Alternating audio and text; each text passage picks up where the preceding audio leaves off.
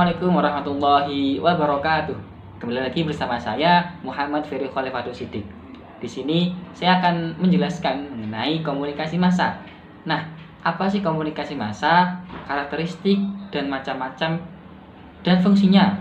Nah, untuk mengetahui hal tersebut, maka kita akan menuju ke video yang selanjutnya. Nah, ini pembahasan yang mungkin kalian tunggu-tunggu. Yang awal tadi saya sudah memberikan sedikit bocoran apa sih yang saya jelaskan pada video kali ini. Yang pertama yaitu mengenai istilah komunikasi massa. Komunikasi massa menurut para ahli salah satunya yaitu Milewski itu mengartikan sebagai setiap bentuk komunikasi yang menyampaikan pernyataan secara terbuka melalui media penyebaran teknis, tidak langsung dan satu arah pada publik yang tersebar. Maka dalam ini istilah tersebar menunjukkan bahwa seorang komunikan itu sebagai pihak penerima pesan tidak berada di satu tempat, melainkan ada di beberapa tempat. Nah, itulah yang dinamakan dengan pesan yang tersebar. Nah, setelah kita mengetahui mengenai istilah dari komunikasi massa, maka di sini saya akan memberikan karakteristik mengenai komunikasi massa. Apa sih komunikasi massa? Nah, di sini ada 8 karakteristik komunikasi massa. Yang pertama yaitu komunikasi lembaga. Yang kedua, pesan bersifat umum. Yang ketiga, komunikasi anonim atau heterogen. Yang keempat, media massa menimbulkan keserakahan. Yang kelima, komunikasi mengutamakan isi ketimbang hubungan. Yang keenam, komunikasi massa bersifat satu arah. Yang ketujuh, umpan balik yang tertunda. Dan yang terakhir adalah stimulasi alat indera yang terbatas. Itu adalah 8 karakteristik dari komunikasi massa. Nah, setelah kita mengetahui mengenai istilah dari komunikasi massa, lalu karakteristik, di sini saya akan menjelaskan atau memberikan info kepada kalian semua bahwa apa sih bentuk-bentuk dari komunikasi massa. Yang pertama ada media cetak, yang kedua media elektronik, dan yang ketiga ada media online. Nah, yang pertama ini adalah media cetak. Kenapa sih dinamakan media cetak? Karena media tersebut fisiknya itu terlihat di depan mata kita, seperti hanya koran dan majalah. Itu memang fisiknya itu seperti itu dan terlihat bahwa itu adalah media yang dicetak oleh perusahaan pencetak.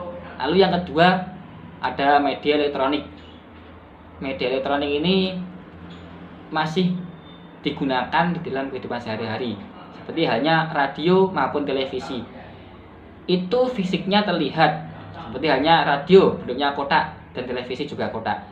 Tetapi untuk memberikan atau untuk mengeluarkan suara ataupun gambar, maka di situ diperlukan alat bantu, yaitu ada yang namanya sinyal dan juga jaringan. Untuk bahwa menampakkan seperti hanya gambar dan suara itu, maka hal itu diperlukan. Lalu yang ketiga adalah media online. Nah, media online ini sangat banyak sekali digunakan dalam kehidupan sehari-hari, seperti hanya di handphone. Nah, di handphone kita itu sudah handphone yang canggih, yang ada internetnya. Di situ ada fitur untuk mengirim pesan yang namanya WhatsApp, IG, Instagram, atau Twitter. Lalu untuk halnya belanja seperti hanya Shopee, Tokopedia, dan lain sebagainya.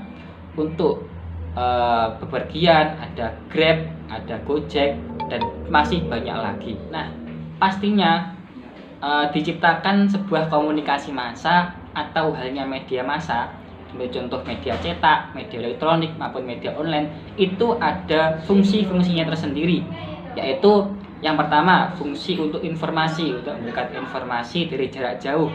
Lalu fungsi pendidikan, yaitu kita menggunakan media itu bisa untuk menggunakan pendidikan atau pengajaran kepada orang lain.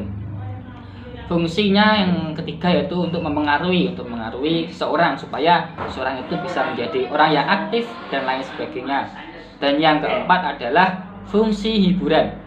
Ini untuk mungkin dari banyak orang penat dalam kehidupannya atau bekerjanya bisa melihat di YouTube atau di IG untuk hiburan semata.